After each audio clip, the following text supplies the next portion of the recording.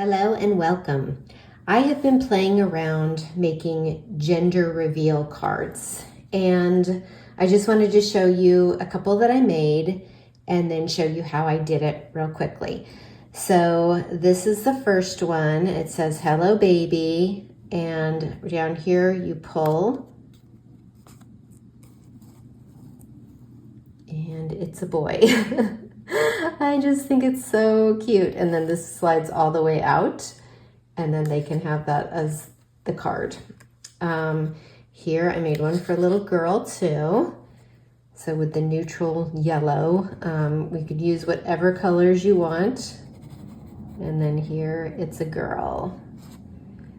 And okay, so see, I have I used this die, and this die came from, I'm sure a lot of different companies have something similar to this, but I got this from the Scrapbook and Cards Today, the Celebrations Delivered one-day event from 2024, in case you did that event and have these products.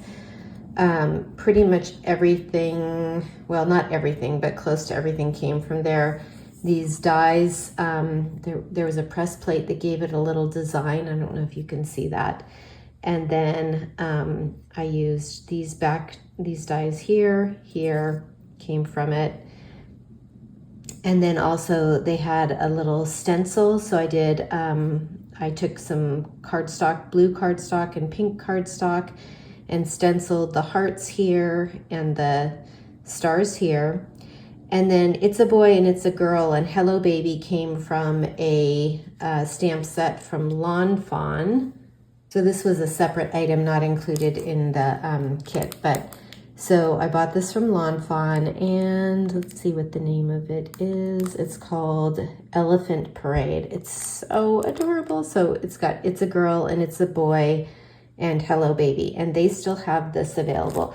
Now these products were, you had to sign up for the event, and I don't see them on their website, so I don't think they have this anymore. But let me show you, I just wanted to show you how to do this in case you were interested in making these. Now it doesn't have to be a gender reveal card. It could be a card that you send for your announcement. It's still fun if you haven't shown, the baby yet, or what the sex is, if you don't find out until the birth. And then on the back, you could have all the details of the birth, the weight and height and all that.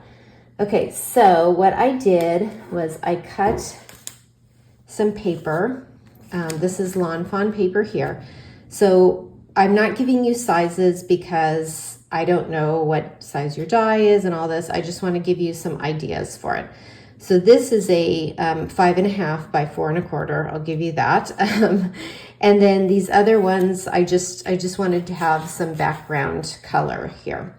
So what I did was I cut this piece of paper, just a white piece of cardstock, and I put my die in. Now you want to have some room on the sides and the top of your die, so that you can put some foam tape.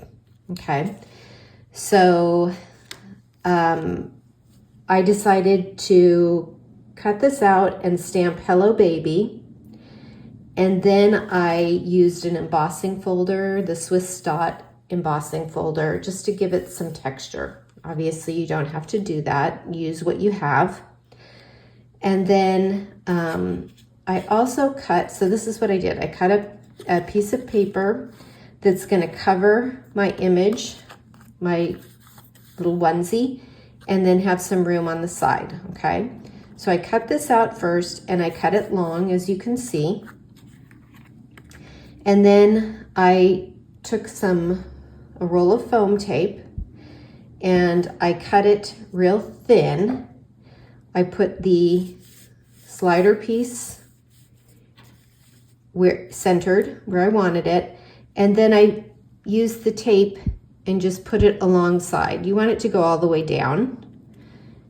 Put it on both sides so that there's not much wiggle room. You want to have a little wiggle room so that it will slide easily, but you don't want it to get caught or show. You don't want to see the sides, the background through it. So it's got to be secure, okay? And then you put a piece of the foam tape up top. I run it all the way across so that it doesn't, you know, it also doesn't get stuck on things. So the other thing I do is once I have this, I'll take it to my trimmer and I'm going to trim off about 1/2 inch here so that there's a pull. So let me go back here to this one and show you. I have this pull tab from Elizabeth Crafts Design. I don't know if they have this anymore. It came with a set. And so I just pinched that on there. I rounded the corners with a corner rounder. You don't have to do that either. You do what you prefer. And then, yeah, and then it slides in. So I have about 1/2 inch here. The other thing you could do is if you don't have something like that says pull, you could stamp it if you have a pull stamp, or just write pull. Okay, so I'm going to finish this card, show you, and then show you what else I did. Okay, here's the final card. So I put the little duck again on the inside here, and I used yellow to match the duck for the pull tab this time as opposed to the gold.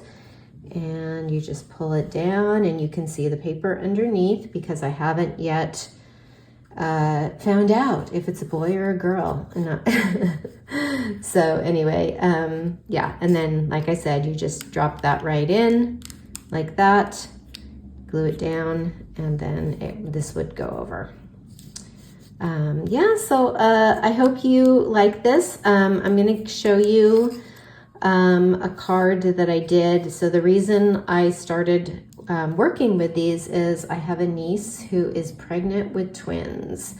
So I'm gonna put a video here of the prototype design that I showed her, and she did make some cards using this method.